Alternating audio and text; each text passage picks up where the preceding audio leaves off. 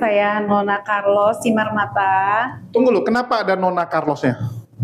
Nama pemberian orang tua. Oh, memang ada nonanya? Iya, ada. Di KTP-nya? Ada asli. Nona Carlos Simarmata. Simarmata, Batak. Batak. Oke, ini mirip sama Cebi, ada Nona Cebinya gitu ya. Ini siapa yang niru siapa nih? Dia asli. Enggak nama nonanya. Lu kenal gak sama Cebi? Kenal lah Nona Cebi.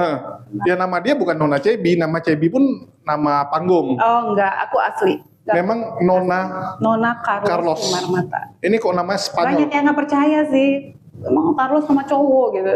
Iya. Ya, aslinya begitu, nama asli. Ini apa? Karena mungkin nyokap waktu mau melahirkan nonton film Anak Muda Carlos. Enggak, story-nya tuh bokap sih, lebih ke bokap. Bokap itu punya anak lahir perempuan terus gitu. Aku anak yang kelima. Pengennya cowok. Pengennya cowok, Batak kan biasa. Iya. Pengennya tuh ada Pewaris marga gitu. Terus ternyata cewek. Adikku pun cewek juga. Kami 6 cewek semua. Waduh. Makanya babak belur bapak. Bapak babak belur nggak ada penerus marganya gitu. Jadi ya udahlah, mungkin dia pusing kali ya ngasih nama ya. Yang ini Nona, adikku namanya Ladies, jadi bahasa Inggrisnya perempuan juga gitu. Ya kalau cowok dijadikan cewek potong gitu kan. Ini nggak bisa ditambah masalahnya. Makanya, jadi dia pusing mungkin ya nyari nama lagi, udahlah Nona aja. Jadi tinggal ditambahin aja. Oh Carlos, dia nggak tahu dia dulu dia ngidamnya apa ya, Carlos, terus tambahin marga bapak Simarmata. Simarmata. Kalau nyokap? Apanya? Marga? Boro apa? Siboro. Oke. Jadi asli mana? Medan? Medan, dua-duanya Medan. Kak Nona? Aku lahir Jakarta. Oh lahir udah di Jakarta? Aku lahir Jakarta, adikku lahir di Jakarta gitu. Tapi ya merantau ke Jakarta. Masih sering pulkam? Aku enggak. Kalau nyokap, iya. Artinya ini dibesarkan dengan tradisi Batak yang kuat nggak? Iya. Mata Rumpu bisa? Aku enggak. Aku jadi bokap nyokap itu adat banget orangnya. Jadi kalau anaknya kita tuh yang ke bawah-bawahnya ini udah generasi bandel ya gitu ya. Jadi enggak terlalu mendalami adat istiadat. Tapi paham kalau ada orang ngomong Batak ngerti. Tapi ngomong susah? Gua ngomong nggak bisa. Di rumah nggak dibiasakan ya? Mama biasa. Apalagi mama kan juga bisa bahasa Karo. Ya. Jadi dia mahir juga bahasa Karo gitu. Kita ngerti, tapi aku tidak pernah membiasakan diri aku untuk berbahasa Batak gitu. Kalau ada orang ngomong ya paham aja. Oke, kalau boleh tahu sebelumnya dari apa nih, Katolik atau Kristen? Aku story-nya ya, story keluarga. Kalau aku daya ingat aku nih, yang udah tua begini ya dulu ingetnya dulu sempat masuk Katolik, tapi waktu aku masih kecil gitu. Jadi sempat ikut beberapa apa sih ya? Ibadah lah gitu, sedikit-sedikit paham. Tapi pas sudah besar kita ke Protestan. Oke, di Protestan. Protestan aku ikut sekolah minggu, pemuda yang ikut gitu. Apa HKBP? GBI. Oh GBI. GBI Bethlehem. Oke, kalau bokap nyokap sih tuh? Nggak tahu ya kalau nyokap bokap tuh campur sebenarnya. Campurnya itu gini. Mereka kan juga Batak, jadi HKBP juga, GBI juga. Ya kan Toba kan? Toba, iya. Jadi dulu juga nggak ngerti gitu, kenapa harus HKBP juga, harus GBI juga, kenapa nggak bisa pilih salah satu aja gitu kan? Yang ngetes mungkin? Nggak, ternyata kalau HKBP itu di Batak kan wajib. Oh diwajib? Wajib. Oh mungkin takut ini, kalau nanti ada acara-acara. Kayak perkumpulan, iya. Ya, nanti acara-acara jadi susah ngajak teman-teman. Betul. Jadi kayak masuknya sih kayak ke acara kekeluargaan ya, kayak pesta pernikahan kayak gitu. Nanti yang ngurus tuh para HKBP, marga-marga yang terkait lah. Betul. Gitu. Karena nanti kalau lu nikah nggak bisa pinjam gerejanya nanti. Begitu juga kalau meninggoy. Jadi memang kalau nikah Batak itu, gue ntar diserang nih pasti. Enggak lah, kan sesuai. Ya, kalau nikah Batak itu menurut aku ya, karena kakakku kan ada beberapa orang yang sesama gitu, sama Batak nikahnya. Sulit banget, ribet banget. Paling ribet kalau menurut mahal sih. Bukan hanya mahal sih, ribet.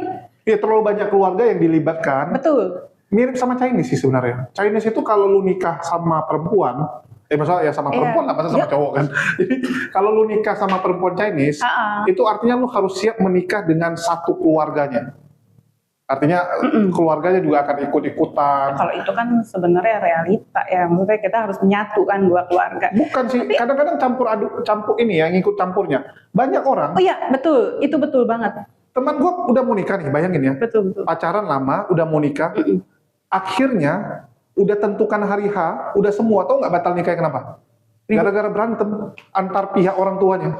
Betul, betul banget. Jadi aku tuh di apa, setiap ada acara pernikahan, entah itu kakak aku yang nomor berapa gitu, itu pasti ribut. Di rumah itu pasti ribut. Adatnya itu nyokap kan harus undang ketua apa sih, marga ya kalau dibilang, datang ke rumah atau kita menghormati dia, kita sambangi rumahnya, nanti itu ribut. Nanti yang menentukan duduk di atas itu aja ribut. Duduk di mimbar, duduk di panggung itu tuh ribut, harus ditentuin. Pusing gitu loh. Ya itu paling ini salah satu apa ya, plus minus lah. Indahnya itu kebersamaannya besar, rame, meriah. Ya cuman di satu sisi capeknya dan ributnya itu banyak yang harus di pleasure ya, dibikin senang. Dan sebelum menuju ke hari H tengtongnya itu tuh banyak banget kan acara-acara yang kecil-kecilnya yang harus dijalani. Jadi ceritanya lu udah pernah nikah?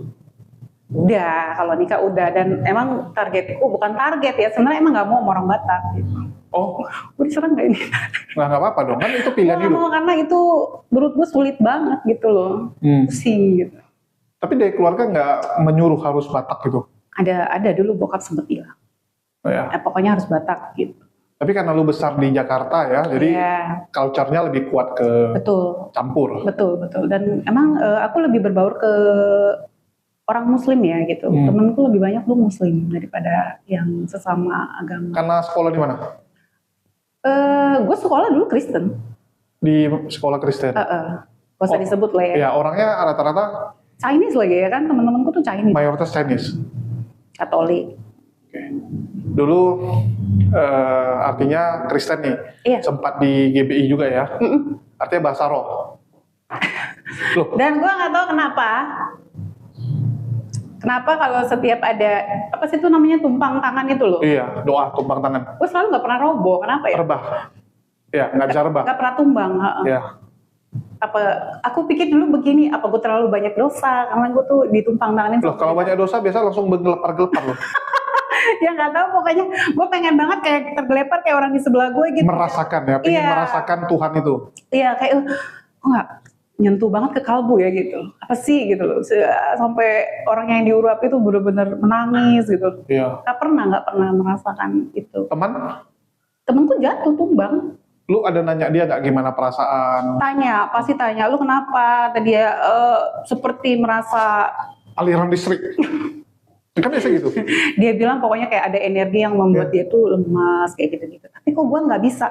Aku tuh dari SMP udah ikutin KKR banyak ya. KKR tuh tahu kan kalau dulu ya, KKR dulu itu suka banget di bank apa sih ya di Jakarta Barat tuh, nama banknya suka banget di atasnya itu dibikin acara KKR. Jadi setiap anak sekolahan itu Niaga. CMB Niaga. Iya, benar. Iya benar. Jadi di atasnya itu selalu ada momen kita dari sekolah-sekolah tuh dijemput ya, bikin acara KKR tuh di atas. Dan itu pasti ada momen bahasa roh. Iya, karena lu GBI kan, GBI Betani ya. GBI Betani itu dekat banget sama yang punya Lipo. Itu. Dekat banget.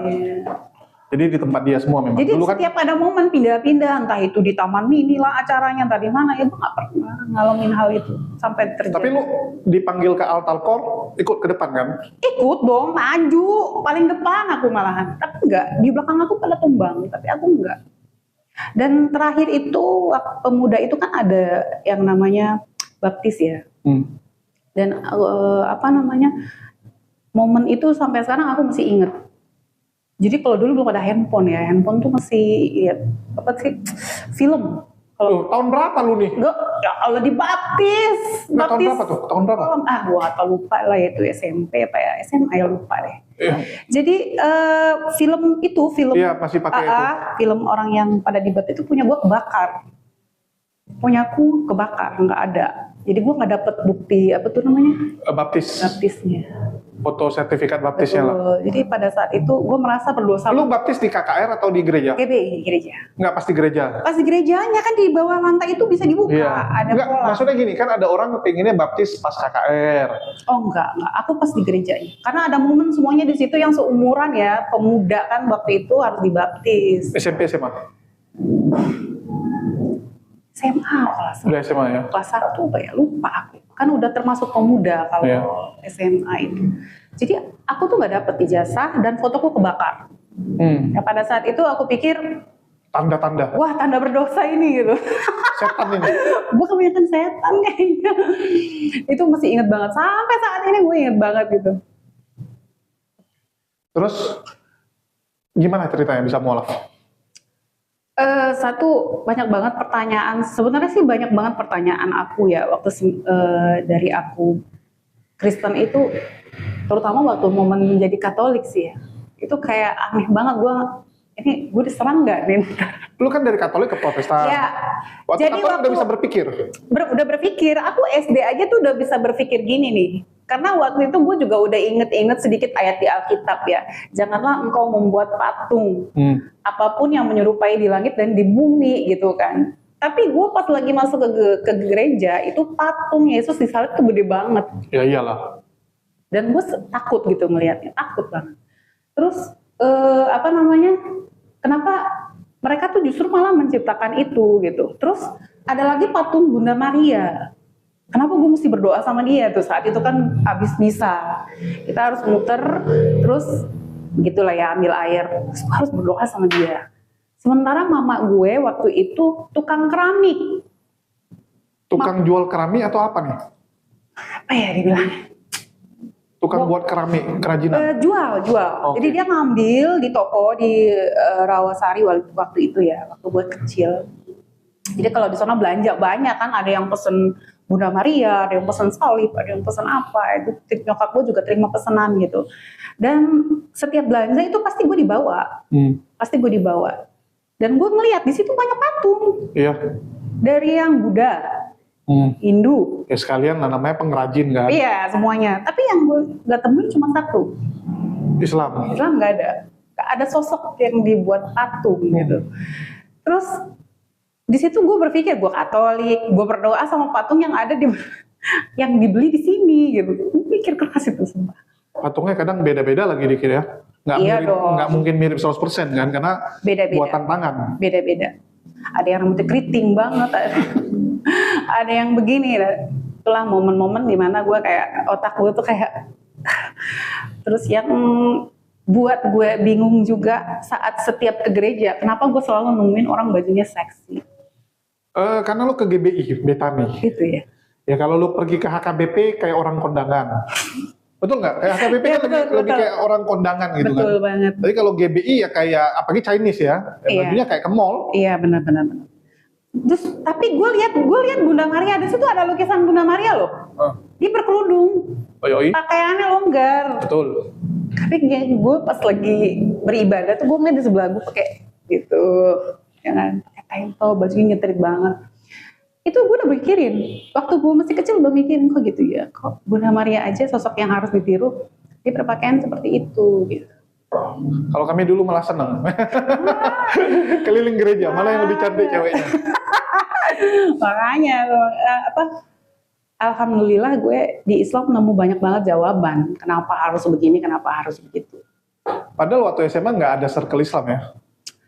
Waktu SMA, kenapa? Kan sekolahnya sekolah banyak. Nggak ada, aku ke sekolah Kristen. Jadi mulai ketemu Islam tuh kapan? Sebenarnya walaupun aku sekolah Kristen, tapi di kepala gue tuh udah banyak pertanyaan kok, dari gue SMP bahkan. Saat gue... Tapi nggak ditanyain? Gue bingung mau nanya sama siapa, karena orang tua gue juga model orang tua nggak sekolah.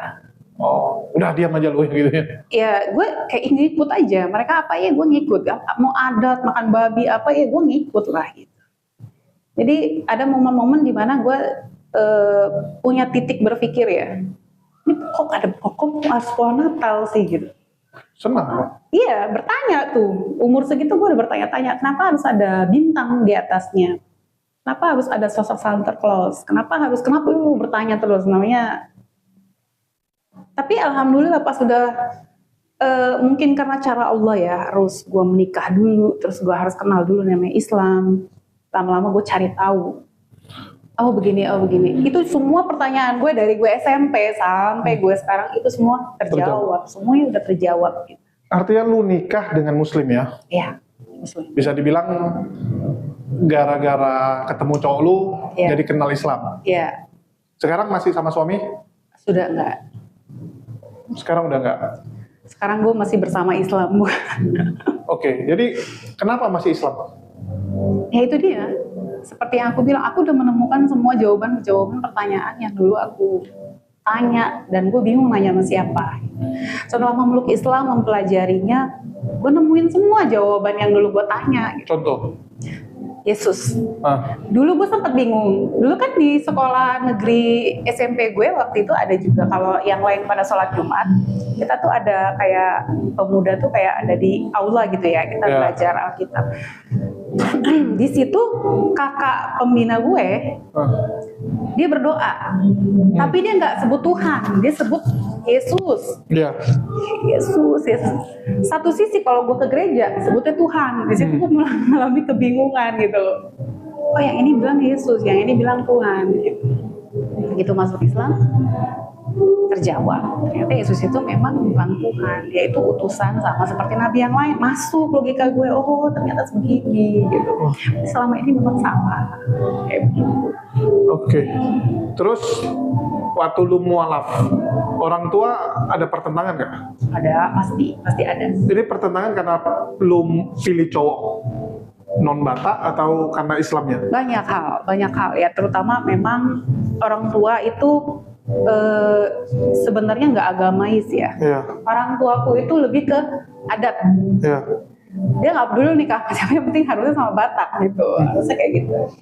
Jadi yang penting Batak gitu, bukan karena agamanya. Jadi saat itu ya gue dua-duanya nggak dapat kan, Bataknya nggak dapat gitu.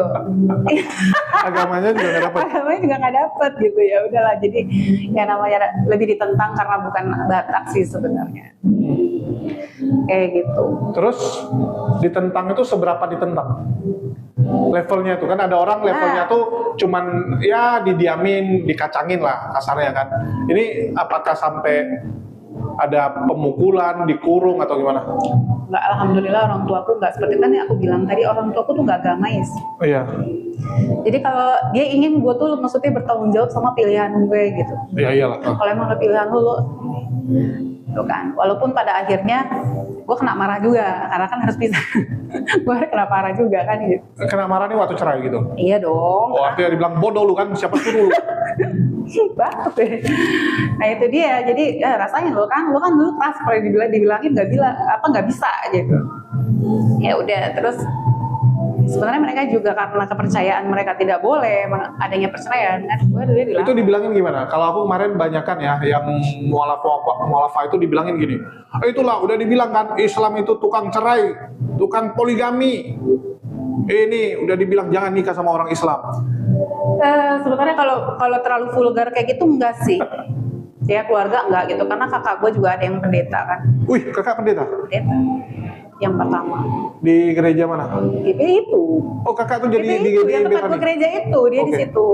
Terus ya dia sih nggak seperti itu, cuman paling tidak dia bener kan apa kataku gitu. Mereka tuh ya kayak gini tapi nggak keras sih, nggak. Nyindir. Iya, nyindir lebih ke seperti itulah. Apalagi terbukti bukan nggak semuanya ya. Maksud gue Islam itu tidak mengajarkan kita zolim sebenarnya. Karena gue mencintai aturannya, gue mencintai hukum-hukumnya. Kalau ada pun orang yang tidak menjalankan itu, kita tidak bisa menjudge bahwa itulah mereka gitu, nggak bisa. Karena sebenarnya peraturannya nggak seperti itu. Walaupun keluargaku ke pihak mantan ya, maksudnya tuh kan mereka kayak gitu kan. Tapi gue nggak berpikir begitu gitu, karena nggak semua orang menjalankan perintah agama tuh dengan baik lah, intinya kayak gitu. Oke, terus kalau boleh tahu tuh, setelah cerai artinya balik ke keluarga atau sendiri? Aku sendiri aku sendiri, tapi gue disupport keluarga. Oh, si support, alhamdulillah ya. Disupport keluarga, ya makanya tapi habis itu kata-katain dulu gitu kan. Ya, tapi apapun ceritanya tetap anak. Iya, maksudnya biar bagaimanapun keluarga support gue.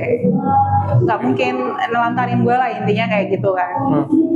Jadi ya tetap akhirnya jadi kayak membenarkan perkataan mereka yang beberapa saat yang dulu. Oke. Terus kalau boleh tahu nih, kan kalau nggak salah sempat ya direkam di Kodondi ya? Oh ya, podcast Kodondi. 2023. Udah lama, 2 tahun lalu. Waktu yang pertama di tempat Andri lah nih. Iya, di situ. Api belum ada. Belum ada. Ya, Api belum ada. Belum ada. Ya, waktu itu masih Akang sering muncul. Iya. Oke. Kalau boleh tahu, biasanya orang yang setelah podcast di tempat Kodondi itu biasanya viral. Dan ada ya namanya viral itu kan positif negatif lah. Iya. Apa yang lu rasakan setelah podcast? Alhamdulillah videonya nyampe ke keluarga. Nyampe ke keluarga? Nyampe ke keluarga. Loh kan tapi keluarga memang udah tahu lu mualaf? Iya tahu, cuman pertama yang nonton ponakan. Keponakan? Keponakanku. Wih kan keren, Bibi masuk YouTube. Terus dia make sure aku kan, dia WA aku, ini tante. Oh iya. Umur berapa? Hah? Keponakannya? SMA waktu itu. Oh udah besar ya? Sekarang udah kuliah. Ini tante ya gitu. Oh iya Jen gitu. Itu anaknya Bapak Pendeta. Anaknya Bapak Pendeta lagi gitu.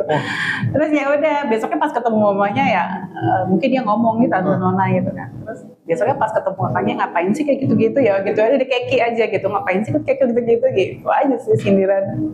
Sama dong dengan di gereja-gereja kan banyak juga tuh kesaksian-kesaksian. Betul nggak? Iya, mereka nggak ngeliat ke sana. Mereka nggak ngeliat ke sana. Lu taunya lu keluarga lu tuh begini ya, lu nggak usah lah kayak gitu-gitu gitu kan. Maksudnya lu menghargai keluarga gitu loh, nggak usah lah ikut-ikut ke sana ngapain. Lah kan gua nggak jelekin keluarga. Iya, memang. Cuman konteksnya kan bahas itu. Oh, mungkin nggak. Mereka kenal Kodondi nggak? Enggak sih. Oh, mungkin. Tapi ya. setelah itu kenal jadinya. Ya kan ada orang juga lihat, wah ngapain lu dekat-dekat sama si Dondi ini? Ini kan Dondi musuh agama kita. Oh enggak. Mereka cuma bilang ngapain sih kayak gitu-gitu gitu ya. Udah nggak usah yang kayak gitu-gitu lah gitu. Nggak usah macem-macem lah. Gitu. Nggak usah aneh-aneh lah. Kan lu kan keluarga lu kan juga Kristen gitu. Lu ngapain gitu. Ya sama kayak saya. Aku waktu viral gara-gara Paul Jang Geblek itu, yang harus terpaksa aku pindah dari Medan ke Jakarta. Iya benar. Itu kan viral banget tuh. Ya semua saudara cuman bilang ya lu mualaf ya mualaf aja lah, jangan lah kayak gitu. itu seperti itu. Apa dia bilang? Ya udah, gak usah kayak gitu-gitulah gitu loh. Maksudnya ya baik-baik aja. Cuman ya nggak fairnya gitu. Kalau di gereja kesaksian, murtadin tuh sampai diundang loh. Kita mualaf, nggak pernah ada sampai Jumatan tuh diundang. Oh ada satu kajian ke kajian lain untuk kesaksian, nggak ada kan? Kalau di sebelah murtadin itu jadi diundang ini, loh. Jadi kayak ini ya superstar ya. Kayak superstar gitu. Bahkan ada beberapa pendeta muda tuh sampai bilang loh, kenapa kalau murtadin tuh gampang banget jadi pendeta? Ya kayak Pinkan Mambo, siapa dulu si Pinkan Mambo juga, terus ada si yang dari Indonesia Idol itu dia bilang, loh dia kan baru, dia bilang kan baru, kok tiba-tiba langsung jadi pendeta? Yang pendeta muda kesal juga gitu. Kami sekolah capek-capek. Ya sampai capek-capek. Ini gara-gara dia artis, gara-gara dia terkenal langsung dikasih gelar pendeta. Karena namanya besar. Karena nama besar gitu kan. Karena dia murtadin. Ya jadi tanpa harus sekolah udah dapat gelar pendeta itu ya. Ya kita nggak pungkiri ya, kadang-kadang gereja juga butuh nama besar kan, supaya rame. Mumpung lagi viral. Mumpung lagi viral gitu. Dinaikin aja sekalian kan ya.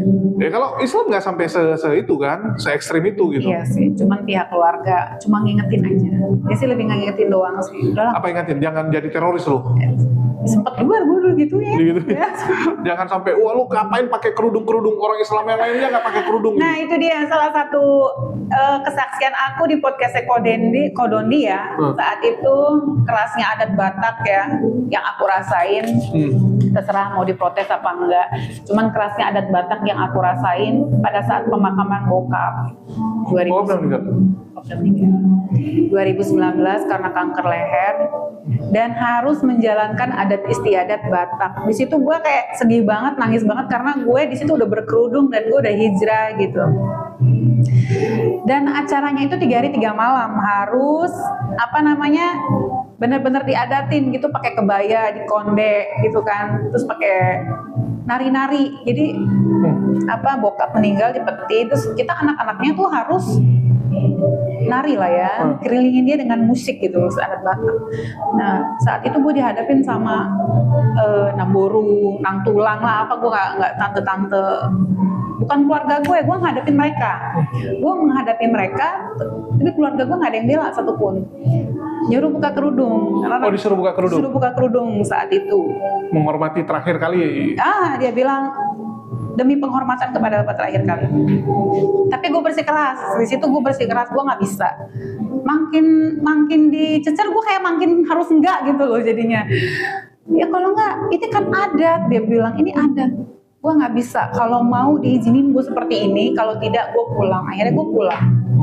Akhirnya saat itu gue pulang dengan nangis, karena gue nggak nguburin bapak akhirnya. Sampai segitunya? Sampai segitunya. Dan itu kan rame yang ngelihat pasti kan? Rame, di rumah rame banget. Ribut. Gak ada yang bela aku, satu orang pun. Ya karena lu muslim sendiri. Iya makanya. Sampai segitunya kakak digituin. Akhirnya gue ngeliat penguburan bokap tuh cuman dari rekaman aja. Dan gue sampai saat ini gue masih nggak bisa terima hal itu gitu. Kenapa? Gue nggak bisa ngeliat bokap gue terakhir. Tapi kan itu pilihan lu kakak juga waktu itu pulang kan? Karena udah nggak tahan ya.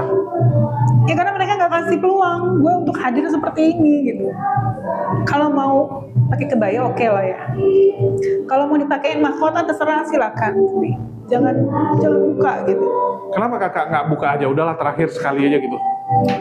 Gue nggak tahu, di situ gue kayak ngerasa jangan gitu, kayak ngerasa jangan aja gitu. Gue nggak mau nurutin mereka gitu aja, karena ini pilihan gue gitu, nggak bisa gitu. Dan mereka kayak makin maksa, ya udah akhirnya gue nggak. Ya karena kesal juga dipaksa gitu. Ya kesel lah, itu campur antara kesel juga. Kok kenapa sih harus begini gitu? Kenapa harus kayak gini sih? Padahal kan bisa gitu loh, gue gini nggak apa-apa, nggak salah.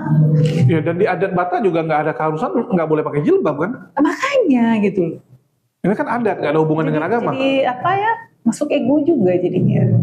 Karena ego mereka sih, aku rasa. Gitu. Ya.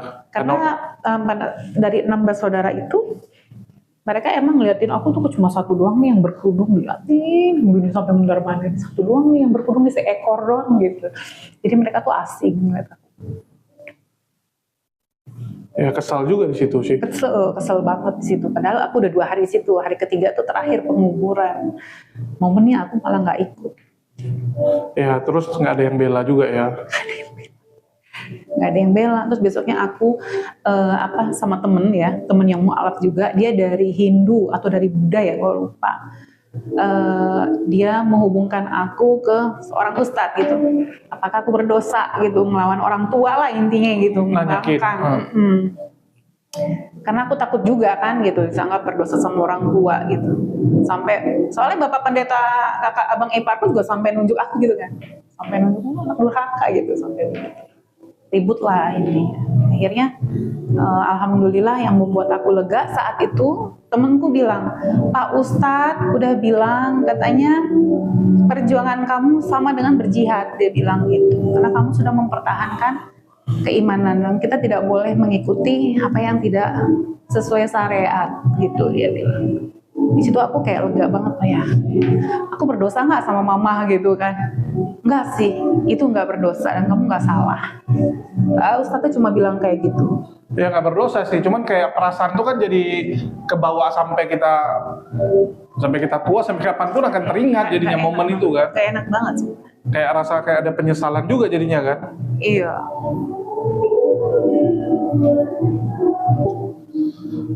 Oke, kalau boleh tahu nih, dari mana bisa kenal Kodondi? Atau ini Kak Nona Carlos ya? Iya. Dulu syahadatnya artinya di mana? Aku syahadat itu di daerah Bogor waktu itu. Syahadat di daerah Bogor. Gak usah disebutin lah nama, pokoknya di sebuah majelis taklim.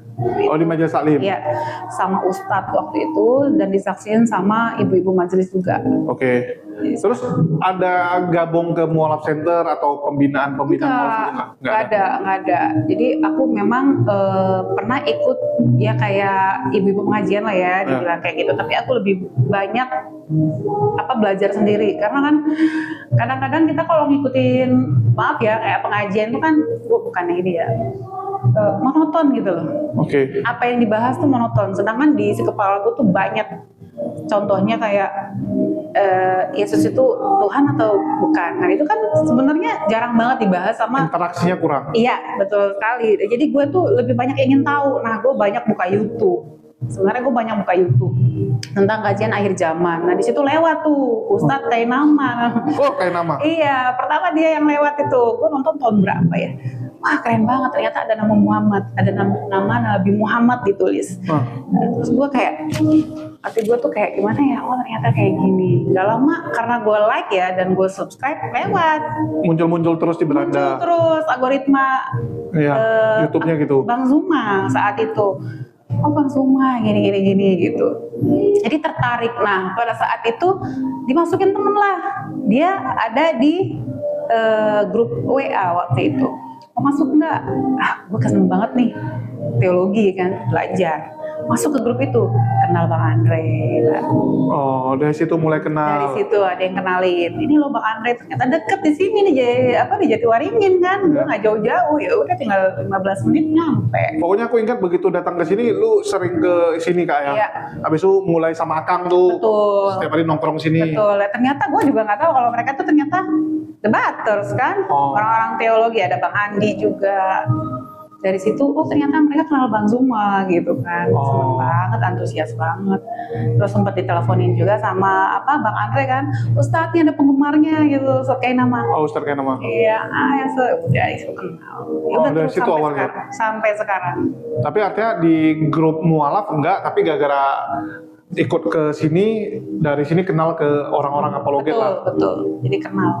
Banyak ilmu akhirnya aku dapat gitu ya.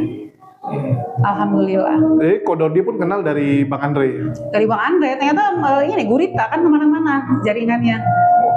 Ya mualaf center pengurus-pengurusnya orang-orangnya itu aja sih. Iya kan, Kododi juga ternyata suka kesini juga dulu. Enggak suka juga lah, ada beberapa kali. Iya berapa kali kan. Waktu udah jadi juga Kododi di sini kan waktu itu. Waktu peresmian. Ya sama aku di sini di ruangan ini. Iya sih. Di ruangan ini juga. Berapa kali juga di situ. Terus ada momen-momen api ya, apalagi juga aku ikut. Oh, atau acara api juga ada ikut. Berapa kali aku ikut. Oke. Terus dari kakak sendiri, tadi kan membahas tentang kalau pengajian tuh begitu. Ada perasaan nggak gini? Islam nih kok lebih fokus hablul minaulahnya daripada hablul minanasnya. Agak kayak hablul minanas tuh kayak agak kurang gitu. Oke lah hubungannya tuh kayak ikut pengajian, tapi di pengajian pun kadang-kadang antar kiri kanan nggak kenal gitu. Ada rasain nggak? Nggak ngerti gue pertanyaannya. Jadi gini, ini bedanya ya. Kalau di Kristen kan kayak ada komsel ya. Kalau di komsel tuh otomatis nggak mungkin lu nggak kenal kan. Kalau gereja mungkin ada yang nggak kenal. Betul. Cuman pernah kalau lihat. Kalau satu komsel pasti kenal. Komsel pasti dekat. Karena satu wilayah. Iya. Harus satu wilayah. Ya, abis itu kan bareng terus kan. Iya. Tapi kalau pengajian sering nggak kenal itu. Nggak kenal, karena banyak. Iya, cuman ikut ketemu di pengajian, tapi dia ini siapa, apa yang dia lakukan, bagaimana sifatnya, banyak nggak tahu. Nggak tahu. Nah, itu yang kadang-kadang menurut aku ya, itu kayak satu celah yang seharusnya bisa kita tutupi gitu. Kenapa? Sering sekali kejadian ada kawan kita yang satu pengajian atau satu kajian ya, itu semua lagi goyang imannya, atau mungkin lagi dipengaruhi oleh sebelah. Ya lagi goyang, lagi banyak pertanyaan kayak tadi Kak Nona Carlos bilang lagi banyak pertanyaan, tapi nggak tahu mau nanya ke siapa. Karena nggak tahu tanya ke siapa, dapat jawabannya yang dari sebelah, versi sebelah, lama-lama terpengaruh. Akhirnya goyang gitu. Betul. Ini yang kita sayangin. Itulah kemarin aku liatin ya yang di sekolah mualaf Semarang. Jadi di Semarang itu ada namanya sekolah mualaf, ya yayasan sendiri. Itu isinya itu mualafah semua, perempuan semua, dan mereka tuh luar biasanya kompak, kegiatannya luar biasa. Jadi kegiatannya tuh ada kajian, ya seminggu 2 kali, ya yang rutin seminggu sekali, tapi kadang-kadang ada tambahan jadi seminggu 2 kali, hari Sabtu. tiap hari Sabtu karena hari lain kerja. Ya. Tapi selain kajian mereka tuh hari biasa pun sering ngumpul di situ. Ngumpul di situ untuk apa?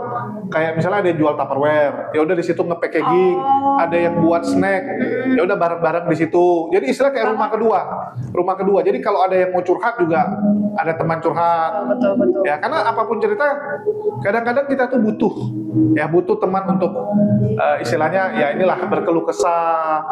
Ya kita butuh teman curhat. Jadi ya. Saling menguatkan ya. Saling menguatkan. Apalagi kan semua mualafah nih, kurang lebih nasibnya sama. Betul. Bahkan yang lebih lucu tuh apa? 90% janda. Itu janda semua tuh. Dan mereka tuh bisa kuat banget. Jadi kenapa? Karena setiap ada apa, mereka saling menguatkan. Ada yang sakit didatangi. Yang sakit didatangi, terus kalau memang butuh tambahan biaya, yuk tetekan urungan. Boleh gini, aku boleh cerita sedikit. Sebenarnya gini ya, jadi wanita itu kalau menurut aku ya, harus pinter. Pinter itu dalam hal bukan berarti kita menjadi orang yang harus melebihi kodrat, enggak. Ya. Pinter dalam arti juga memahami kodrat kita gitu loh. Jadi kalau menurut aku pribadi ya, ini menurut aku pribadi, jangan diartikan aneh ya.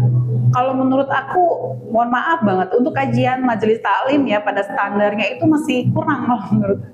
Kenapa? Salah satunya untuk kajian teologi aja ya, itu nggak semuanya ada di kita dapetin ilmu di majelis itu nggak. Jadi kalau jadi perempuan tuh emang harus pintar cari tahu dan ilmu sendiri gitu.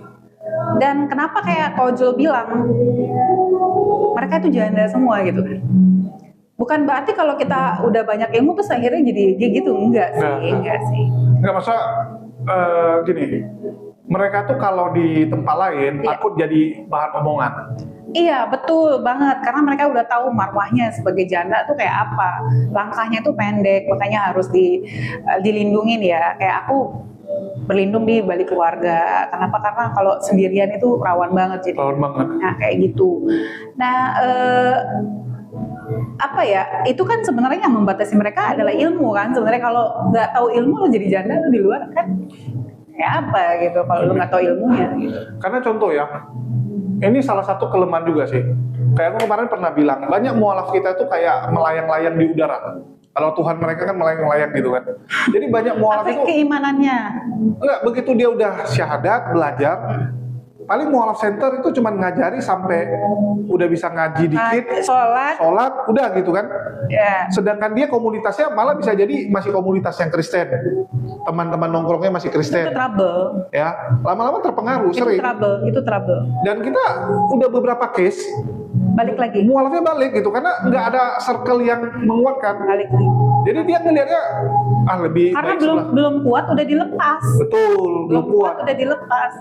Kalau gue banyak bukannya aku mau berbangga diri ya, banyak banget sebenarnya, terutama di Al-Quran yang bukan berarti kalau lu belajar di ustadz lu nggak dapat ilmu. Banyak banget ilmu yang lu dapetin juga dari ulama gitu ya. Tapi gue orangnya pemilih. Kalau aku ulamanya pemilih gitu. Mana yang bisa gue ambil ilmunya, mana yang enggak. Dan gue pribadi, kenapa sampai udah mualaf terus lu balik lagi gitu kan? Karena lu kan, ya sebenarnya balik ke pribadinya sih. Kalau gue kan orangnya yang memang cari tahu, belajar, dan banyak banget ayat-ayat di Al-Quran yang sebenarnya buat gue netesin air mata gitu. Mungkin ekonomi juga kadang pengaruh. Kayak contoh misalnya, enggak juga kok. Nona Carlos kan di support gitu kan. Ada orang tuh sampai, maksudnya gini, orang tuanya kasih pilihan, oke, lu boleh balik rumah bawa anak lu, tapi lu minggu ke gereja. Enggak, dia bilang nggak balik Kristen, tapi minggu temani orang tua ke gereja, temani, ya. Jadi orang tuanya juga pintar. Dia bilang kalau langsung lu harus balik Kristen kan memaksa namanya kan. Tapi dia cuma bilang ya namanya kan minggu kita ke gereja. Kan nggak mungkin lu nggak ikut.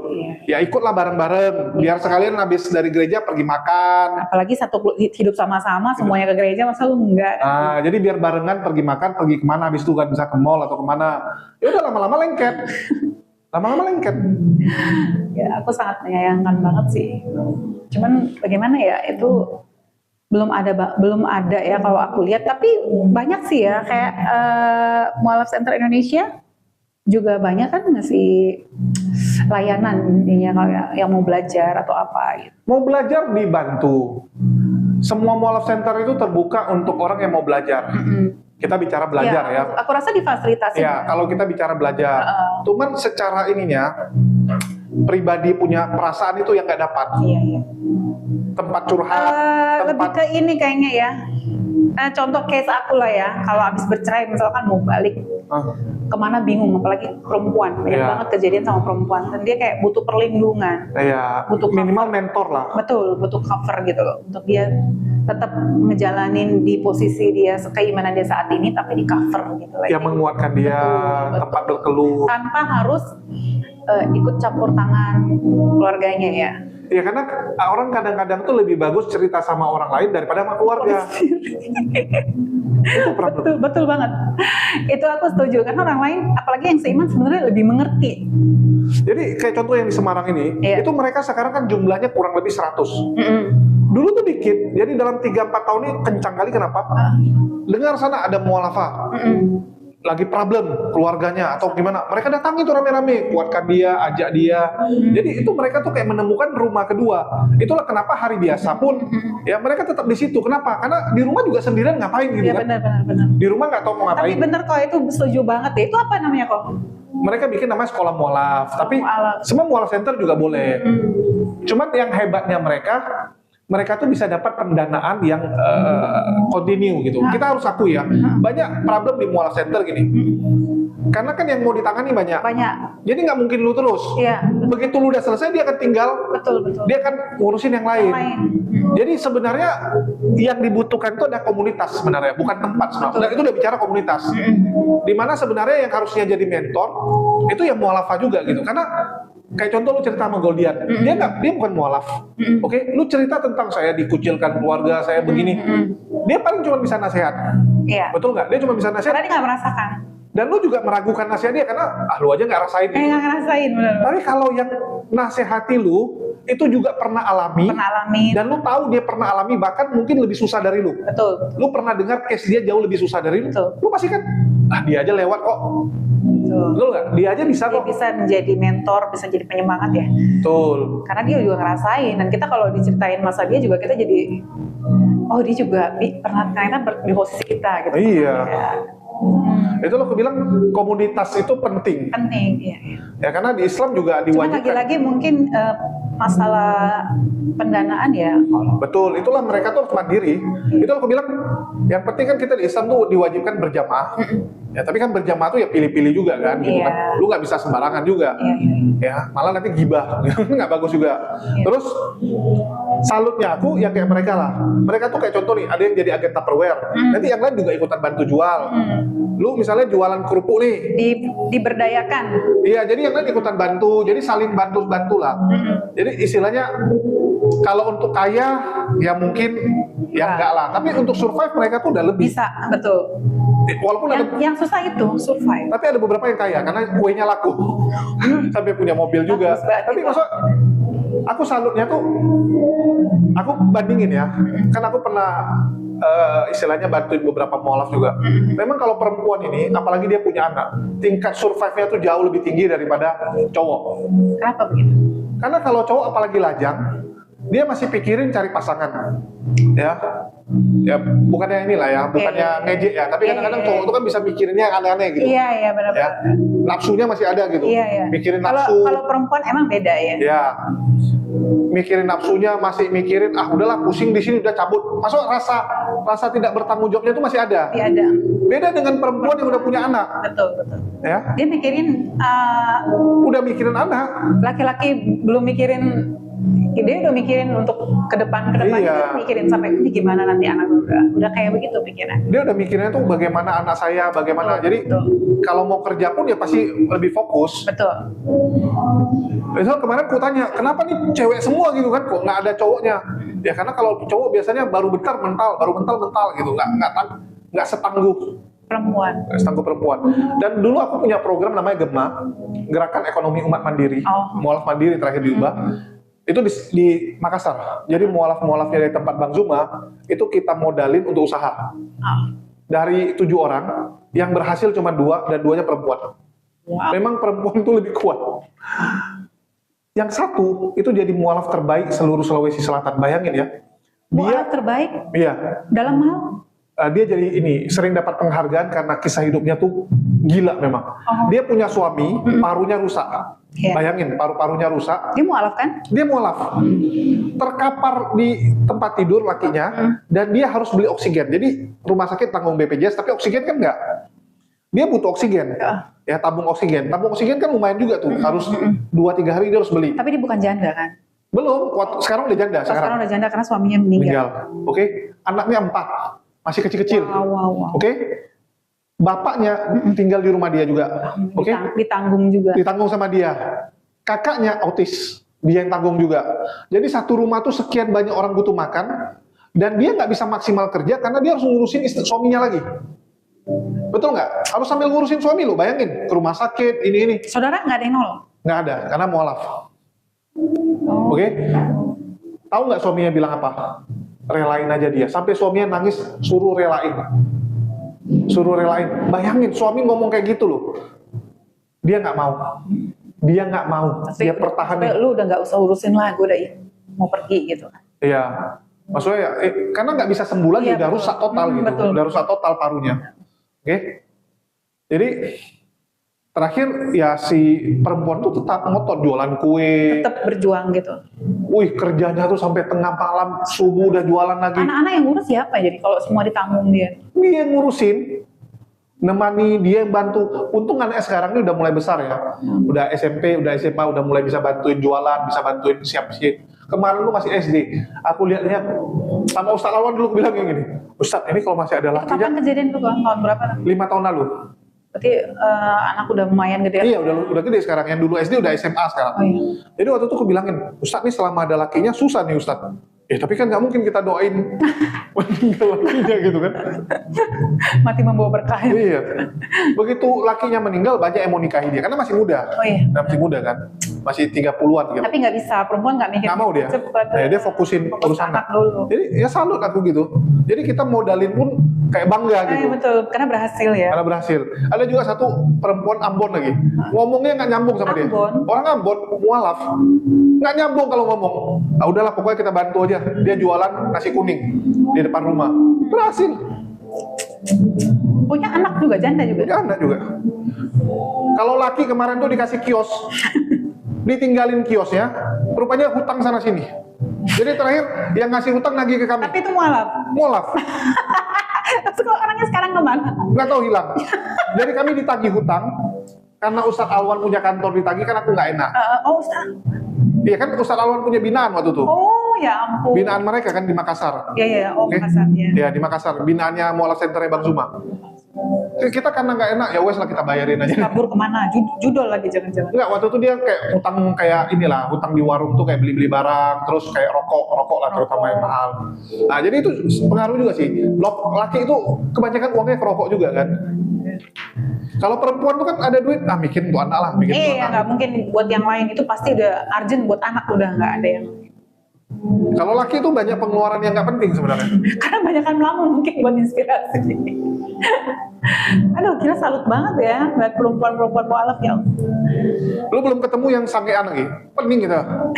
Ada duit uangnya untuk aneh-aneh. Waduh, mau gimana kok dibilang? Kok kemarin baru sebut seseorang saya. Iya, nggak sampai dengan PD-nya dia bilang, abang mau cemana? Iya.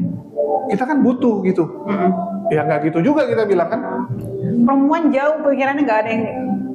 Perempuan itu nggak pernah ada pikiran ke situ-situ. Itu saya bilang, ya apa ya, survei membuktikan dan datanya memang seperti itu. Itulah perempuan makanya. Itu aku pikir kemarin, ya apa ya, laki banyak yang bagus juga, tapi kan kalau yang masih muda biasa masih labil gitu. Iya, labil. Kalau yang masih muda ya. Belum fokus, belum mana fokus. tahu yang prioritas, mana yang enggak.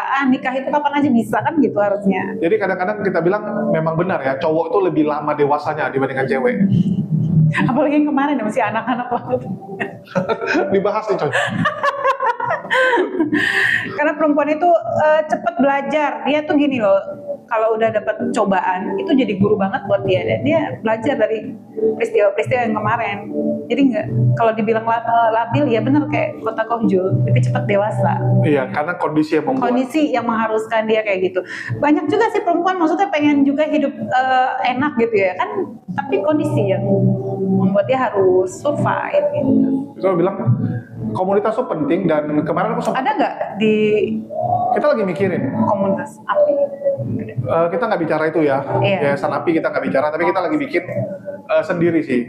Jadi aku rencana mau niru apa yang ada di Semarang. Nah Alhamdulillah di Semarang itu punya siapa? punya Yayasan Tionghoa Muslim Inspiration. Oh kuat dong Mas. Nggak kuat. Tapi memang karena mereka ini semua jualan, jadi mereka ada income juga gitu. Jadi nggak terlalu jor-joran Iya, jadi mereka tuh pintar nyari dana, dari dana. bisa mandiri, dan jago nembak orang gitu. Bukan, kalau nggak salah ada deh kok di daerah Jakarta dulu juga sempat ada, belum ya? Belum, mereka belum ada kayak gitu. Mualaf Tiongkok itu Mereka Yayasan Tionghoa Muslim Inspiration ada. Tapi sekolah mualafnya nggak ada. belum ada.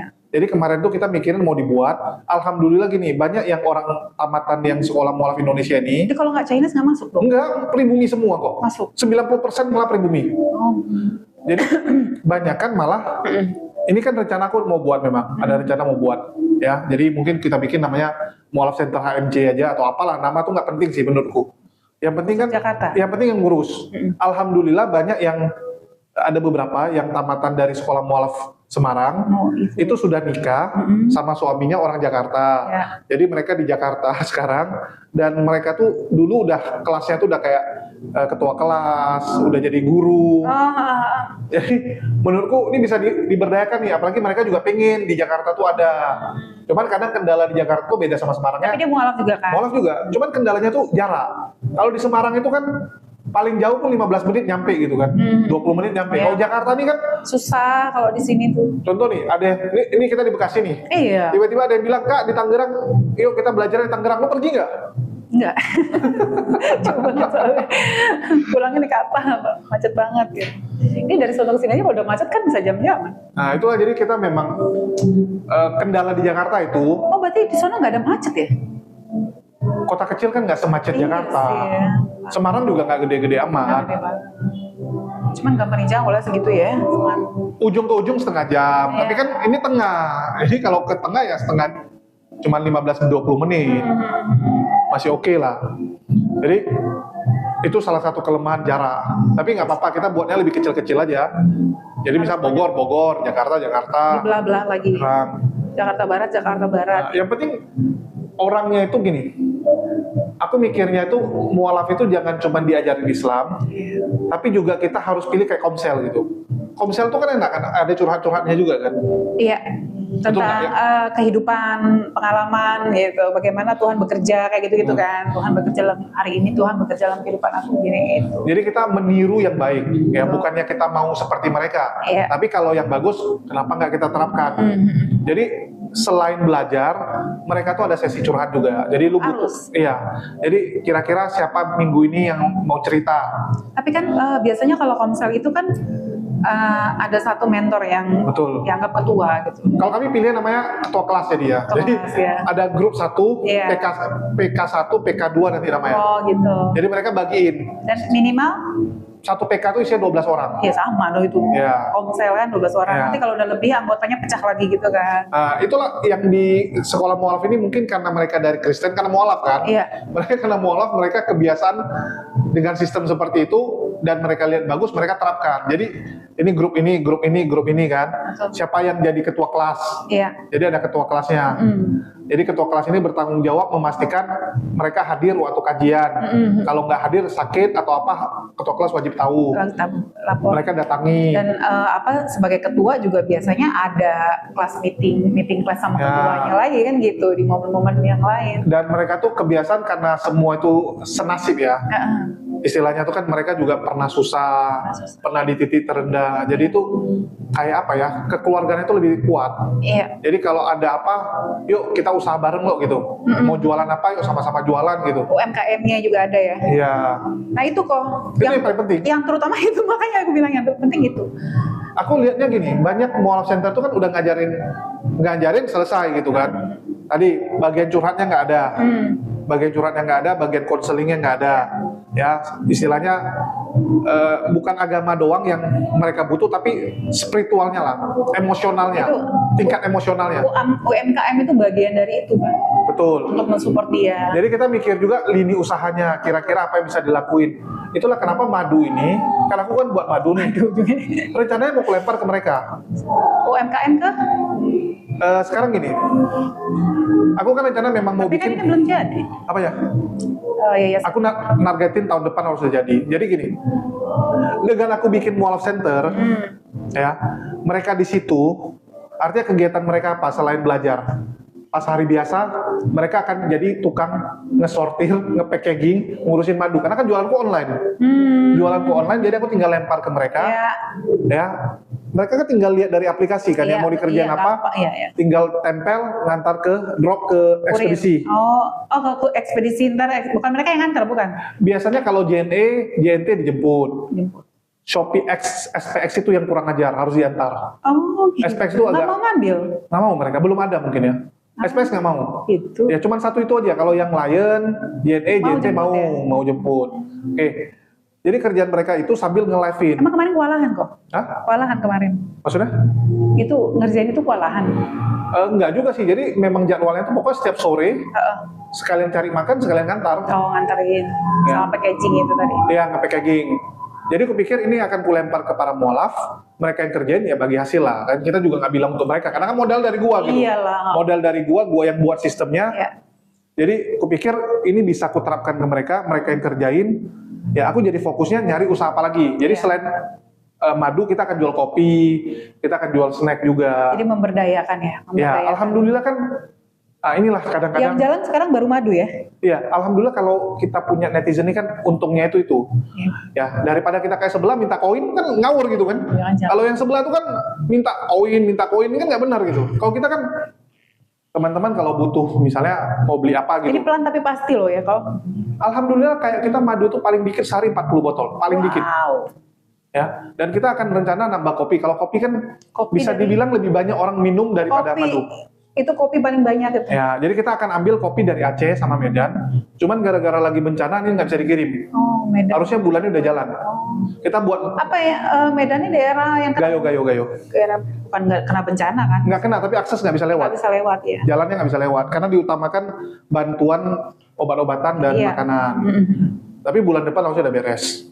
Mungkin akhir bulan ini udah beres lah. Nggak mungkin lama kali karena bencananya besar kali.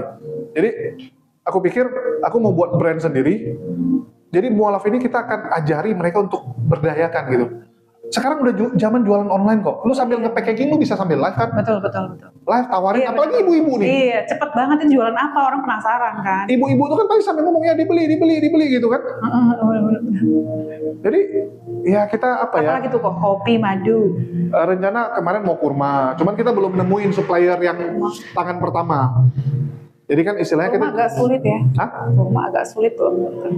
Kurma itu kita dari kemarin ketemunya tangan kesekian, jadi harganya udah mahal. Iya mahal banget ya. Udah mahal, kan kita juga nggak mau jual yang mahal kan. Kalau bukan nggak mau jual mahal, maksudnya kalau bisa kan namanya online. Yang masuk pasar. Orang pasti akan bandingin harga kan. Pasti. Di sana jual berapa nih jual berapa. Mak-mak ya kan. Nah, kita juga mastiin produknya bisa jalan lah. Bisa jalan nggak, panjang nggak gitu kan. Nah, jadi semua ujung-ujungnya yang bisa dijual pasti kita jual. Yang penting halal. Betul. Selama halal ya kita jual. Tapi kopi itu ada merek? Kita buat sendiri. Oh, buat merek sendiri. Kita buat merek sendiri. Jadi HMC. Belum nggak ada hubungan dengan HMC. Ngapain pakai nama HMC? Jadi memang kita jualnya umum. Nah, dari situ nanti jalan lagi karena aku lihat mereka tuh pengen semua gini ya. Banyak kan orang tuh pengen kerja tapi nggak tahu mau ngapain. Betul. Terkendali di modal juga kadang-kadang. Modal, terus nggak tahu mau jual apa.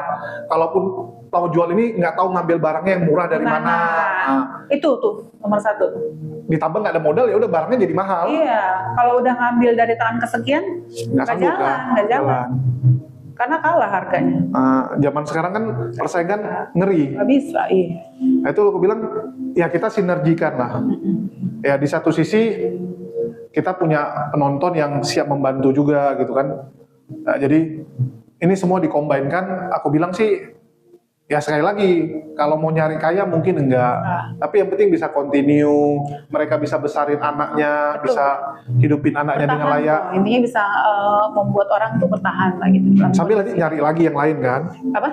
Kan mereka bisa sambil nyari apa lagi. Oh iya dong, sambil berjalan. Itu untuk bertahan sih, lebih banyaknya orang tuh untuk bertahan saat ini, apalagi kan ekonomi lagi kayak gini, susah, sulit. Nanti besok bisa sambil nyari apalagi kayak kegiatan atau lagi yang bisa dilakuin. Ya sebenarnya itu dia, butuh pelopor ya, kayak Kojo gini mungkin ngasih inspirasi mereka bercerita aja gitu, jadi ada ide kan orang, oh iya kok ajak saya ya nanti kalau udah jalan, mungkin kayak gitu. Ya kita rencananya memang targetin tahun depannya harus sudah ada, ya mulai dari tempat sih. Yang penting ada tempat dulu kan. Kojo tempatnya terlalu ujung sih ya. Iya, kita nggak mungkin tempatku, pasti tempat yang berbeda dong. Masa Iya, rumahku? tapi kan harus yang bisa dijangkau Kojo juga kan nggak? Kan ada tol. Iya, ya terlalu jauh banget ya ke sana ya. Harus mau di tengah-tengah. Ya mungkin gini, yang penting ada orang yang bisa tadi aku bilang ketua kelas. Iya betul-betul. Jadi mereka yang lebih Nggak incas. semuanya kok ya. Untuk awal mungkin sulit ya. Awal-awal Kojo dulu yang nanti mungkin kalau udah jalan. Jadi mungkin ya awal-awal aja sih. Tapi aku senang sih yang gituan. Maksudnya kita tuh kayak ngebantu yang gituan tuh lebih puas daripada cuma ngasih duit selesai gitu. nggak tahu kemana lagi kan. Nggak tahu kemana lagi gitu. Besok udah minta lagi gitu. Kalau ini enak gitu, kita lihatnya kan mereka tuh kayak aktif nyari apa yang bisa dikerjain, apa yang bisa dibuat. Betul banget itu. Itu penting banget buat khususnya buat mualaf ya. Komunitasnya. Iya, janda-janda tuh terutama kesian. Itu aku bilang sekarang mualaf itu banyak yang kayak Tuhan sebelah itu melayang-layang gitu. Udah tamat, belajarnya udah tamat, tapi karena nggak punya komunitas, jadinya balik ke komunitas lamanya yang kafir, yang oten-oten. Nah itu yang sulit itu. Kira-kira itu begitu, siapa yang bertanggung jawab? Siapa yang bertanggung jawab? Diri dia sendiri? Ya semua ya, ambil bagian ya. Iya kan? Karena kalau kita kira-kira gini kok, ada nggak sih hukumnya? Misalkan kita udah tahu nih, ada nggak sih hukumnya di Al-Quran ya? Kita udah tahu nih, dia mu'alaf, dia disyahadatkan, entah sama Bang Zuma, entah sama Pak Dondi. Nah, sementara kita umat Islam ini tahu, kita yang Islam dari lahir tahu nih dia mu'alaf. Ada nggak sih ditulis di Al-Quran, kewajiban apa aja yang kita kasih ke dia? Ngajari wajib, bimbing wajib. Kalau bantuan itu kan salah satu dari penerima ya, mualaf itu salah satu dari penerima. Tapi balik lagi, ujung-ujungnya itu kan, ya jangan dikasih ikan terus ya, harus dikasih pancing kan. Iya, maksud aku itu, adakah ditulis di Al-Quran? Nggak ada sih. Untuk membina dia sampai dia mandiri benar-benar? Nggak ada hukumnya. Ada? Setahu saya nggak ada ya. Jadi mandiri itu kan barometernya nggak jelas. Oh iya. Ya, yang penting dia udah ngerti fikihnya, terus dia punya pondasi. Tauhidnya udah kuat, tauhidnya udah kuat. Dan masalahnya gini, hukumnya adalah ngajari dia sampai tauhid kuat. Iya. Tapi barometer tauhid orang kuat apa enggak kan? Iya, kan diujinya sama Allah sendiri ya, sama cobaan ya kan? Nggak usah jauh-jauh. Lu tahu Demian nggak? Tahu. Demian Dekucuk tuh yang debat. Tahu. Tahu nggak dia kemarin sempat mualaf? Tahu. Tahu udah balik kan? Tahu. Ya udah kenapa? Nggak ada komunitas. Itu pura-pura atau bagaimana maksudnya? Enggak. Dia memang kemarin bener mualaf. Orang dia sering curhat sama aku sama Akang kok. Waktu dia sakit kan kami yang nemani. Ada beberapa case yang kita sebenarnya ya kecolongan sih kalau aku bilang ya. Tapi bukannya dia udah minta maaf ya waktu itu di video sama Bang? Iya, karena gini, dia tinggal di komunitas yang Kristen. Iya. Oke? Teman dia semua Kristen. Lama-lama pasti terpengaruh dong. Manusia itu kan apa ya? Gini lah Kak, lu nggak cakep kotor nih. Lu taruh ke daerah yang semua teman lu cakep kotor. Terbiasa. Lama-lama ikut. Latah, paling enggak kan? Itu terbawa akhirnya. Itulah kalau di Islam kita bilang apa kan? Ya itu tergantung gitu. Lu gabung sama penjual parfum, ya lu ikutan wangi. Nah ini komunitas ini yang memang perlu. Karena mualaf center itu kalau aku bilang ya, bukannya apa, lebih fokusnya itu yaitu mencari, mengajari gitu kan. Udah selesai itu ya ngajar, selesai gitu. Tapi kan komunitas ini sebenarnya harus dari mualaf-mualafnya sendiri yang bangun. Cuman ya belum ada, harus kita akui belum ada. Bahkan Jakarta aja kota yang segini gede nggak ada. Iya makanya. Itulah kalau ditanya sekarang. Kodoni agak mending. Kodoni tuh dia ngumpulin mualafnya tuh setahun mungkin ada beberapa kali. Ya dia setiap beberapa kali event dia ada ngumpulin. Tapi kan ya nggak maksimal juga lah, setahun cuma 3-4 kali gitu. Iya. Karena di Kodondi juga sibuk sih. Jadi sekelas Kodondi aja belum ada tuh. Nggak sanggup. Karena yang bisa ngurusin tuh orang yang punya sifat keibuan lah kita bilang. Maksudnya yang dulu almarhum siapa? Ustadz Nisan Mokoginta. Bukan, dari Mualaf Center Indonesia tuh. Oh, Ko Stephen. Kalau nggak salah dia. Ko Stephen itu ada komunitas-komunitasnya. Tapi ya sekali lagi, karena kesibukan juga nggak jalan. Gini, entah kenapa ya, di Muslim tuh punya satu kelemahan. Kalau di Mualaf Center, apapun lah ya, aku lihat ada kelemahan gini, delegasi kerjaan kurang. Ini jujur-jujuran ya, ini netizen mau marah terserah lah. Kita ambil contoh Ko Stephen lah. Begitu Ko Stephen nggak ada, kelabakan nggak? Kelabakan semuanya. Sama kayak Kodondi. Hampir bubar malah kan? Nah, sama kayak Kodondi. Kalau sempat Kodondi nggak ada, bubar itu ya, menurutku ya. Nggak jalan malah ya. Karena kita nggak siapin penerus. Iya, betul. Ya, suksesinya tuh nggak jalan. Menyiapkan Kodondinya dong harusnya. Ya harusnya. Iya. Dia mencari orang yang benar-benar bisa menerusin kayak. Karena kita nggak tahu ajal kita loh. Ko Stephen tuh pun nggak mungkin dia nggak tahu. Iya. Umur berapa baru lo? Lebih tua Kodondi. Muda banget. Masih 40-an. Iya. 40 tanpa 3 kemarin. 30-an ya. Hah? 40 ya? 42, 43 gitu. Bayangin gitu kan? Secepat itu. Jadi kadang-kadang problem di kita tuh apa? Kita tunggu tua baru cari penerus. Banyak orang kayak gitu. Tapi kalau untuk itu aku bisa jawab, kita susah nemu orang yang dipercaya. Iya sih. Cuman gini, masalah percaya nggak percaya itu kan apa ya? Yang penting minimal dia bisa nerusin kerjaan lu deh. Tapi kalau orang yang pintar kayak Kodondi susah kali ya. Sekarang gini, Allah tidak akan kekurangan orang lah, menurutku ya. Kalau kita lihat gini, Kodondi pintar nih, besok muncul yang lebih pintar, bisa jadi kan? Ya. Sama kayak dulu, siapa yang nyangka ada Kodondi? Nggak ada yang nyangka. Betul nggak? Kodondi pun juga baru 3 tahun, 2 tahun terakhir nih kan? Kayak Bang Zuma nih juga. Nah, dulu kan nggak ada yang nyangka gitu. Nggak ada yang nyangka. Jadi setiap zaman tetap akan ada, aku bilang pejuang-pejuangnya lah. Zaman dulu ada almarhum Ustadz Nisan Mokoginta, Ustadz Nababan, itu yang zaman-zaman dulu gitu kan. Habis itu muncul sekarang generasi sekarang. Kayak sekarang di TikTok aja, ada Bang Faruk, tahu kan? Muncul tiba-tiba. Nah, jadi tetap akan ada, cuman ya kita siapin nggak? Kayak contoh kemarin aku ngomong sama Prof. Menesem Ali. Prof. Menesem Ali itu selalu ngomongnya gini, aku lagi nyari murid gitu. Karena dia bilang nggak tahu kapan dia dipanggil, minimal dia sudah siapin. Ada penerusnya. Ya, minimal nih buku-bukunya nih ada yang kasih lah. Kalau dia kasih ke anaknya nggak mau anaknya mungkin kan? Kayak Kodondi lah. Anaknya Kristen. Bukunya lu siapa tuh? Kristen. Jadi buku Kodondi segitu banyak, lu mau kasih siapa? Harganya mahal-mahal lagi. Mahal lagi harganya. Lelang aja akhirnya kan? Nah, kalau berguna sama orang yang ambil lelangnya. Kan ada yang puluhan juta harganya. Itu kan ilmu semua kan? Ilmu, benar. Jadi memang orang itu bisa apa ya? Kalau aku bilang titik terakhirnya itu adalah saat dia berhasil menetaskan penerusnya. Betul. Nggak semua pemimpin juga bisa kayak gitu. Karena kalau nggak ada penggantinya nanti sayang gitu. Lu punya kayak wafatnya Nabi Muhammad. Waduh. Itu kan juga peristiwa besar, saling menunjuk siapa yang akan menjadi penerusnya. Kayak gitulah kurang lebih. Legasi itu memang harus diteruskan sih. Harus.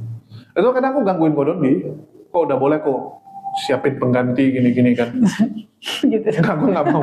Karena Kodondi kan tipikalnya akademis. Ya susah.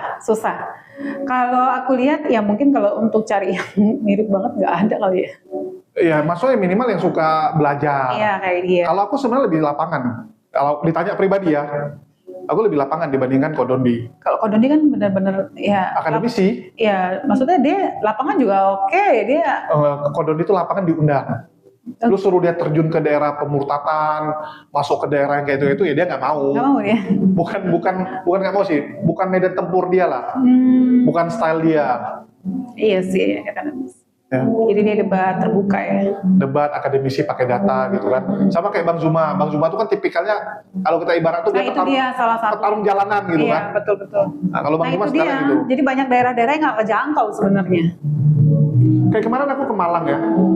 Banyak pemurtatan di situ. Banyak Malang, Cianjur, daerah-daerah barat sama timur. Nah, jadi medan tempur itu banyak. Sekarang lu mau ambil yang apa aja sih? mau ambil perjuangan mana. Cuman kadang-kadang memang nggak ini ya, nggak tersorot aja. Nggak tersorot aja. Di Jakarta aja banyak pemurtadan. Tanya sama Goldian. Dulu kan Goldian sering gue bawa. Tapi kalau Jul sendiri tinggalnya di lingkungan yang gitu. Aku ambil contoh ya. Tahu Pendeta Rizal Lubis? Dia tiap Kamis itu bagi makanan sambil doain orang Islam loh di belakang Monas, di belakang Istana sama Istiqlal. Oke? Kalau hari Senin dia di pendeta. Iya. Kalau hari Senin dia di ini dan Mogot.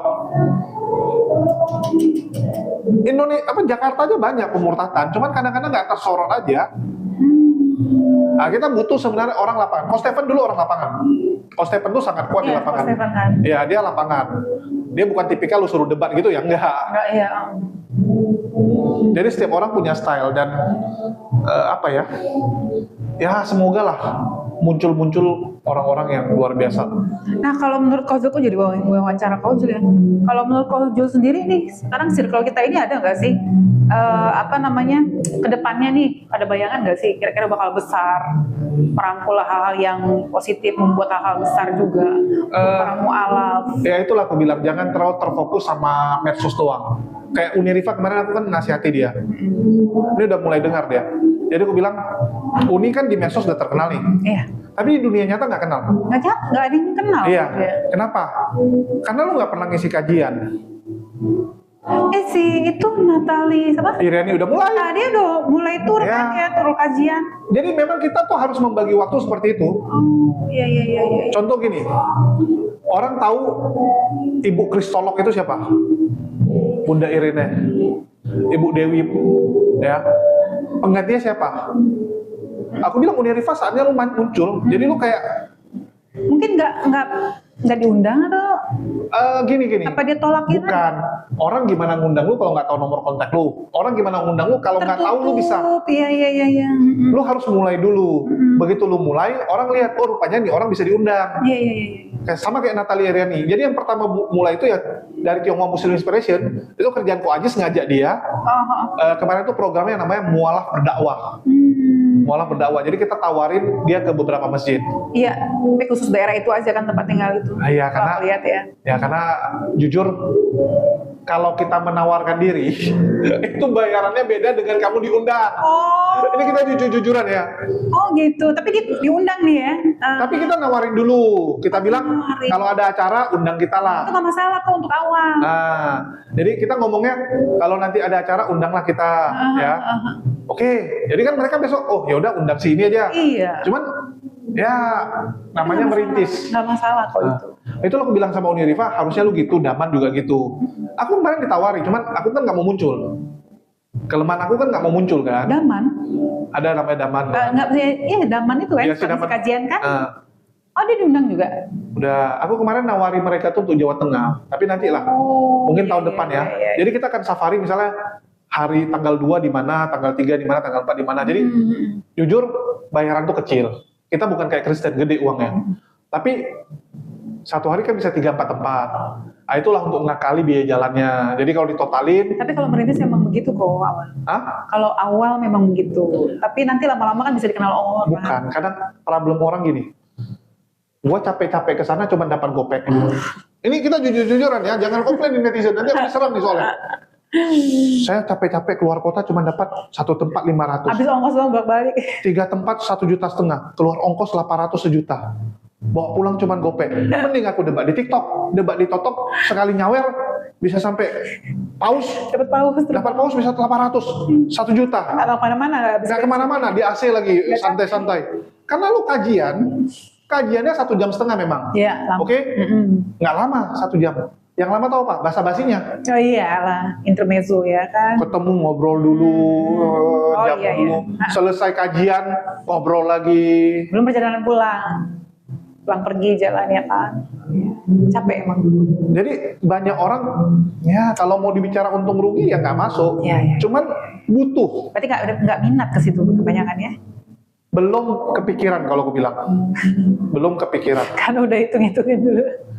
Kodondi itu kajian kan sekali pergi bisa keluar kota kan berapa tempat sekaligus kan. Kalau mau hitungan, lebih untung Kodoni di studio, dia nggak capek dia. Iya, betul. Yang nonton satu video dia bisa ratusan ribu. Oke? Tapi kenapa? Ini kan relasi. Betul. Padahal kalau silaturahmi. Bawa kru lagi ya kan? Kita butuh silaturahmi loh. Di Islam itu silaturahmi itu membuka pintu rezeki. Malah tahu lu dengan ketemu, ya. Misalnya gue ke Malang nih, ketemu sama siapa? Rupanya dia ngambil, misal gue jual spare part nih. Rupanya dia juga toko spare part. Iya. Bisa jadi mitra. Iya. Tersambung akhirnya rezekinya ya. Rezekinya sambung. Jadi ya jangan lihat terlalu kecil lah, lihat luasnya lah. Iya. Alhamdulillah kayak aku keliling kemarin ya, tambah teman, tambah ini. Jadi kayak Madu kemarin lah. Ini kan netizenku yang baru kenal juga gitu. Kojul mau ambil nggak? Gua petaninya gitu kan. Oh boleh kalau harga cocok, udah kirim. Udah awalnya di situ. Jadi kupikir ya. Berarti ini dalam tangan pertama ya, makanya. Makanya murah. Ya sama kayak kopi ini tangan pertama. Ini mana tahu nih kita ngomong gini netizen ada yang bilang bang aku jualan ini, aku pabriknya. Betul ya. Ya, aku pabriknya bisa nggak jualin? Yang ngomongin produk ya kan. Boleh tuh Nirifa tuh sebenarnya dari keilmuan dia udah bagus banget ya. Kenapa saya? Udah saatnya dia tuh jadi pengganti kayak Bunda Irene, penggantinya Bu Dewi. Aku lihat kemarin malahan Natali yang ini ya kan malah keluar. Ya kita nggak tahu lah. Di kedepannya siapa yang akan menonjol nggak tahu. Tapi sudah saatnya harus ada pengganti lah. Karena penggantinya kayak inilah Ustadz Ababan, penggantinya Ustadz Fa'lan Garamatan sudah ada. Harusnya sudah ada gitu kan. Kita lihat saat mereka nggak ada nanti nggak ada generasi nerusin ya kan gitu. Bahkan di apologet aja jujur ya, kita tuh kalah sama sebelah. Sebelah tuh banyak kali orang. Sedangkan yang Islam siapa? Itu aja. Itu aja. Sampai bosan kadang. Kenapa nggak ngerangkul orang banyak ya? Apa sih kok? Nggak ngerti ya kok. Nggak, maksudnya kalau orang inti kan gue lihat, gue juga sampai bosan kan ke rumah akang.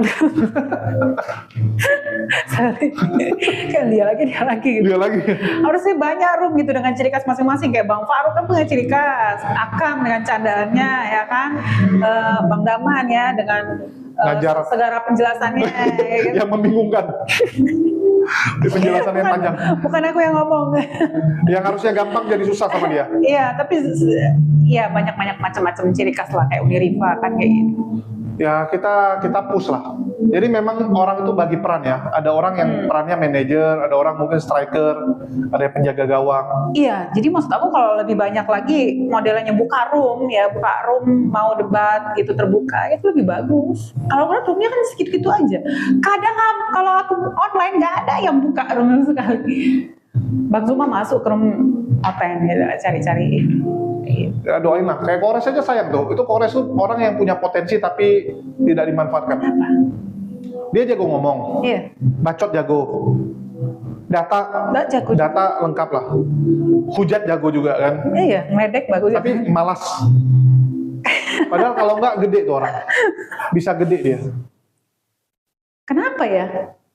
Nggak ngerti aku. Itu kadang-kadang kesel ya dia. Kebanyakan main game. Tapi dia oke. Tadi mau aku ajak ke sini. Kenapa dia nggak mau? Jadi kita gangguin. Capek dia, karena kan habis dari Garut. Ya, jadi tadi ngobrolnya gini, dia mau ikut sih sebenarnya, cuman kan aku bawain. Jadi aku bilang itu si kecil itu bikin aneh-aneh. Nanti lu interview sama Nona Carlos ya, lu tanyain apa yang dia buat.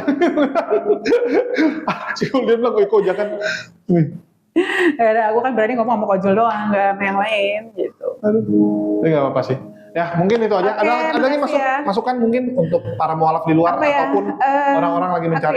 Pesan-pesan ya kok ya. Kalau udah banyak panjang lebar banget tadi ngomong sama Kojul ya dari segi mualafan, keimanan ya, dan segi UMKM, bisnis ya. Sebenarnya itu berkesinambungan, semuanya saling terhubung.